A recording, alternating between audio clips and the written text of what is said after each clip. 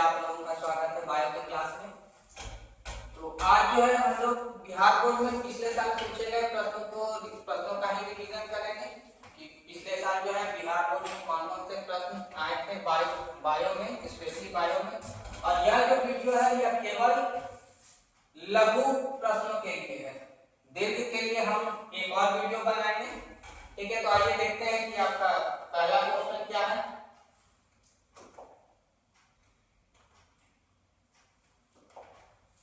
तो पहला जो क्वेश्चन है वो इस प्रकार है कि सजीव के मुख्य 4 लक्षण लिखिए। सजीव यानी जो जीवित जीव जंतु है उनमें कौन कौन से मुख्य 4 लक्षण होते हैं उन्हीं के बारे में आपको बताना है। तो उत्तर इस प्रकार है कि सजीवों के मुख्य 4 लक्षण। पहला पोषण। पोषण का मतलब होता है भोजन ग्रहण करना और उससे ऊर्जा प्राप्त करना। तो पहला जो लक्षण है वो है पोषण। सजीव भोजन ग्रहण करते हैं या स्वयं बनाते हैं। सजीव 2 प्रकार के होते हैं, एक जो अपना भोजन खुद बनाते हैं और दूसरा जो दूसरों द्वारा बनाए गए भोजन को ग्रहण करते हैं। जैसे जो अपना भोजन खुद बनाते हैं वो पेड़ पौधे, और जो पेड़ पौधे द्वारा बनाए गए भोजन को ग्रहण करते हैं यानी कि जानवर या फिर मनुष्य। तो सजीव भोजन ग्रहण करते हैं या स्वयं बनाते हैं, इसलिए ऊर्जा प्राप्त करने के लिए और जीवित रहने के लिए।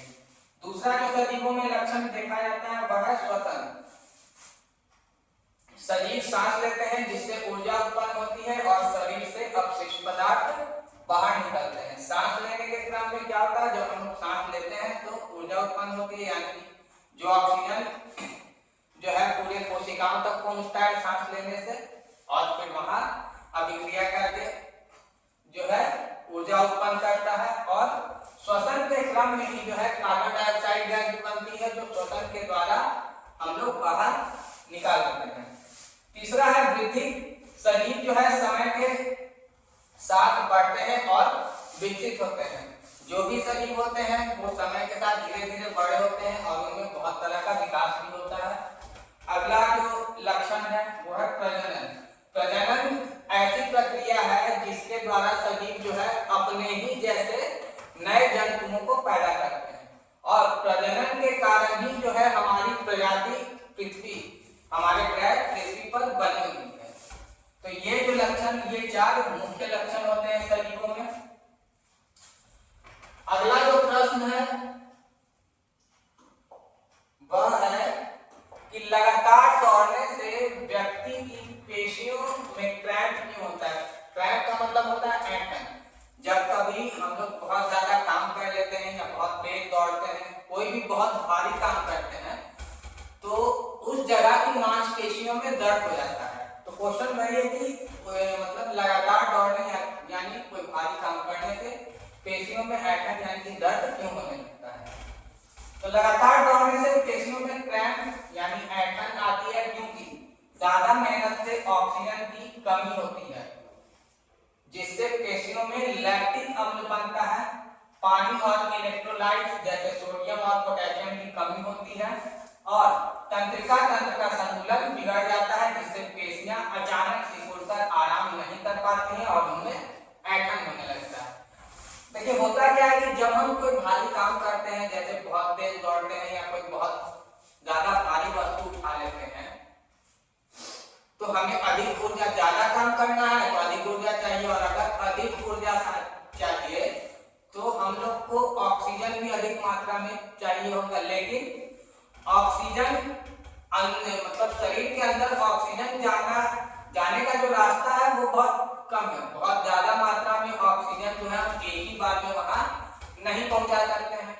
तो जिस जगह, जैसे अगर हम हाथ से कोई बहुत भारी वस्तु उठा रहे हैं या हम बहुत तेज दौड़ रहे हैं, तो तेज दौड़ने के क्रम में पैर में जो पेशियां पाई जाती है वहां बहुत ज्यादा ऑक्सीजन की जरूरत होती है, और जब उन्हें ऑक्सीजन नहीं मिलता है तो वहां क्या होता है कि वहां लैक्टिक अम्ल का उत्पादन होना शुरू हो जाता है, और इसी लैक्टिक अम्ल के उत्पादन के कारण वहां की पेशियों में ऐंठन होने लगता है। नेक्स्ट क्वेश्चन जो है वो है रक्त पट्टिकाओं का क्या महत्व है। रक्त में जो पट्टिकाएं यानी प्लेटलेट्स पाए जाते हैं उनका कार्य क्या है या वो क्यों महत्वपूर्ण है। तो सबसे महत्वपूर्ण कार्य रक्त का थक्का बनाना है, जो चोट लगने पर अत्यधिक रक्तस्राव को रोकने और घाव भरने में मदद करता है। ये संक्रमण से बचाने और प्रतिरक्षण प्रणाली में भी भूमिका निभाती है। तो इस प्रकार पट्टिकाओं के मुख्य कार्य कौन से हो गए? पहला, रक्त के स्राव को रोकना, दूसरा घाव को फाड़ना, तीसरा संक्रमण से बचाना, चौथा जो है वृद्धि कारक और पांचवा जीवन चक्र। तो देखिए पट्टिकाओं का जो मुख्य कार्य है वो होता है जब भी कभी कहीं जो है किसी अंग में चोट लग जाता है, कट जाता है, कोई फूट जाता है, तो अगर वहां से रक्त का स्राव नहीं रुकेगा तो जो है मनुष्य का जीवन समाप्त हो सकता है। अगर रक्त का स्राव लगातार हो रहा है तो शरीर का सारा रक्त उस जगह से बाहर आ जाएगा, तो वैसे केस में तो इंसान की मृत्यु हो जाएगी, यानी जो जंतु है उसकी मृत्यु हो जाएगी। तो वहां पट्टिकाओं जो है हमारी मदद करता है और क्या करता है कि जिस जगह पे कटता है वहां रक्त का थक्का जमा देता है। थक्का जमने से अत्यधिक रक्त का स्राव नहीं हो पाता है।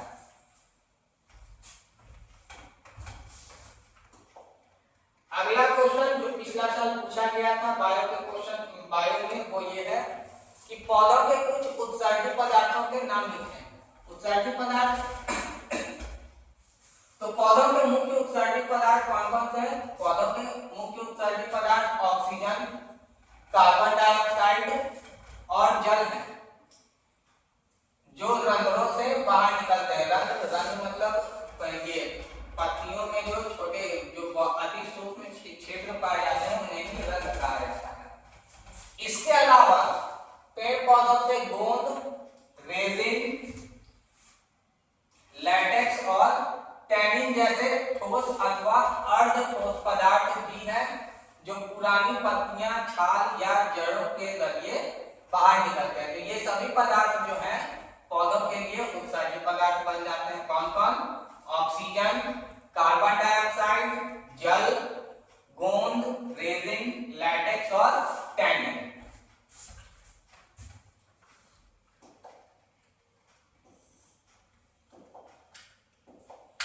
अगला जो प्रश्न है वो है कि मनुष्य में पाई जाने वाली अंतःस्रावी ग्रंथियों के नाम लिखना है।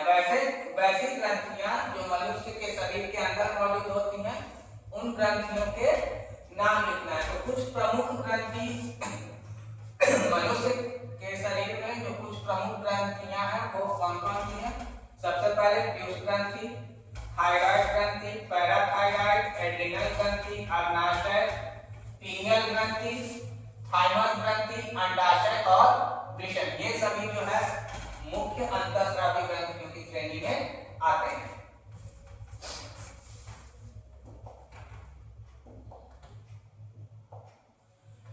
अगला जो क्वेश्चन आया था वो आया था कि मेनार्क और मेनोपॉज में क्या अंतर है।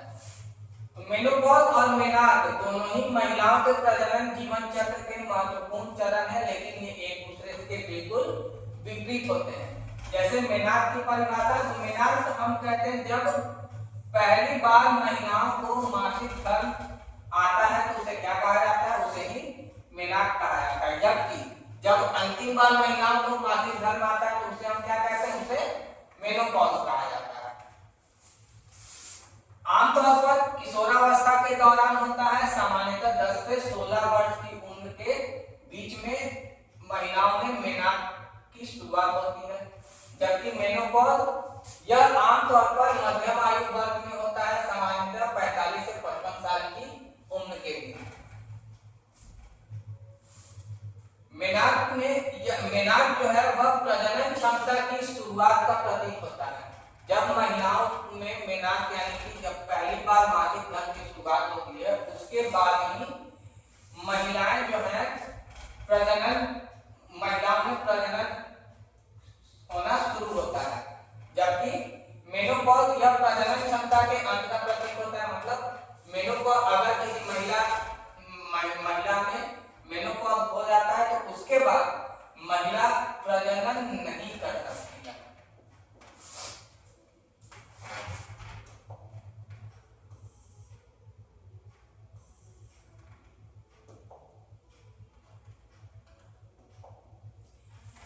ठीक है। अगला जो क्वेश्चन पूछा गया था वो आपसे पूछा गया था कि जैव विकास का क्या तात्पर्य होता है। तो आंसर है कि जैव विकास का तात्पर्य जीवों में समय के साथ होने वाली धीमी, क्रमिक और आनुवांशिक परिवर्तन से है। यानी जो जैव विकास है वो क्या है?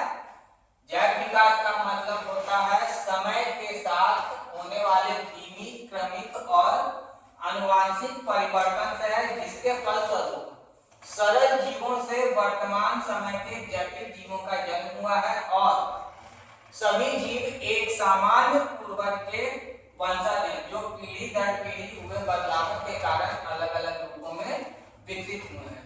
तो आज जिस प्रकार के जीव जंतु हम लोग देख रहे हैं वो जो है कभी सरल जीव हुआ करते थे और सरल जीवों में ही बदलाव के कारण उनके जैव विकास उनमें विकास हुआ है। और यह विकास जो है बहुत ही धीमी, या इस विकास की प्रक्रिया जो है बहुत ही धीमी होती है, क्रमिक होती है और आनुवांशिक होती है।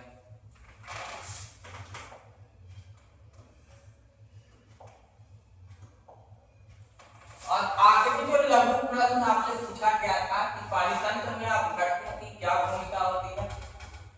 तो पारितंत्र में अपघटनों की भूमिका मृत जीवों और अपशिष्ट पदार्थों को तोड़कर पोषक तत्वों को वापस मिट्टी, वायु और जल में मिलाने की होती है, जिससे जैव भू रसायन चक्र चलते रहे और पर्यावरण साफ रहता है। ये जीवाणु, कवक और सूक्ष्म जीव होते हैं। ठीक है। तो जो अपघटक होते हैं उनका कार्य क्या होता है? तो जो भी मृत जीव, पेड़ पौधे होते हैं उनको फिर से मिट्टी, वायु और जल में मिलाने का कार्य कौन करता है? यही अपघटक करते हैं। ठीक है। ऐसा करने से जो जैव भू रसायन चक्र होता है यह बाधित नहीं होता और ये जैव भू रसायन चक्र बहुत ज्यादा इंपॉर्टेंट है। तो इसी प्रकार अपघटकों की मुख्य भूमिका क्या होगी? अपघटकों की मुख्य भूमिका, पहला प्राकृतिक सफाई एजेंट, दूसरा पोषक तत्वों का पुनर्चक्रण करते हैं ये, जैव भू रसायन चक्र का रखरखाव, यानी जैव भू रसायन चक्र जो है इसमें किसी तरह का बदलाव नहीं होता है, मिट्टी को उपजाऊ बनाना और ये पर्यावरण को संतुलित करते हैं, पर्यावरण में संतुलन बनाए रखते हैं। अगर अपघटक नहीं होंगे तो क्या होगा? अपघटक नहीं होंगे तो जो भी मृत जीव जंतु हैं उनका अपघटन होगा नहीं, और अगर अपघटन नहीं होगा तो धीरे धीरे जो है उनका बहुत ढेर बढ़ता जाएगा, और ढेर बढ़ेगा तो मिट्टी जो है अपनी उपजाऊ क्षमता खो देगी, धीरे धीरे जो है भोजन मिलना बंद हो जाएगा।